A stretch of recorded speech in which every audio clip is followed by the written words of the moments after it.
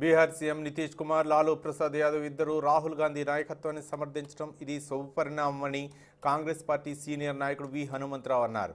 హైదరాబాద్లో మీడియాతో మాట్లాడుతూ మిగిలిన పార్టీలు కూడా ప్రధాని అభ్యర్థిగా రాహుల్ గాంధీకి మద్దతు ఇవ్వాలని ఆయన పిలుపునిచ్చారు.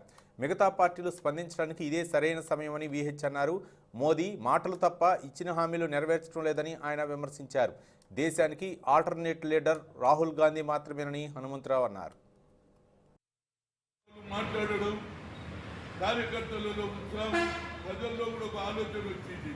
నరేంద్ర మోడీ ఎలాంటి మాటలు చెప్పాడు, ప్రజలకు 2 కోట్ల ఉద్యోగాలు ఇవ్వాలని, నిరుపేదలైనటువంటి నిరుద్యోగ యువకులు కానీ, పేదవాళ్ళు కానీ, రైతులు కానీ సంవత్సరం పొడవు వాళ్ళు పండించిన పంటకు సరైన ధర ఇవ్వాలని అడిగితే అది కూడా పూర్తి చేయలేకపోయాడు. కాబట్టి ప్రజలు ఈనాడు రాహుల్ గాంధీని చూస్తున్నారు. ఇది శుభసూచకం.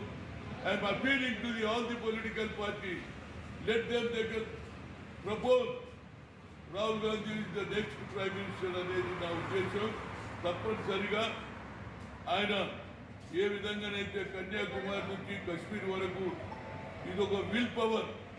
ప్రజలకున్న కష్టాలు తెలుసుకోవాలి, ప్రజలు ఏ విధంగా బాధపడుతున్నారు, కేవలం పేపర్లలో టీవీలలో చెప్పడం కాదు, ప్రజల దగ్గర నేనే పోతాను అని రావడం వల్ల ఎక్కడ కూడా జనం తండోపతంటలుగా వచ్చి ఆయనకు స్వాగతాలు పలుకుతున్నారు. స్పోర్ట్స్ మంత్రులనే కాకుండా నిరుపేదలైనా కానీ, మహిళలైన, చదువుకున్న పిల్లలు కూడా ఆయన ఎప్పటి నడుస్తూ ఉన్నారంటే దీన్ని బట్టి తెలుస్తుంది. వచ్చే ఎన్నికల్లో తప్పనిసరిగా Rahul Gandhi maybe 101% prime minister candidate.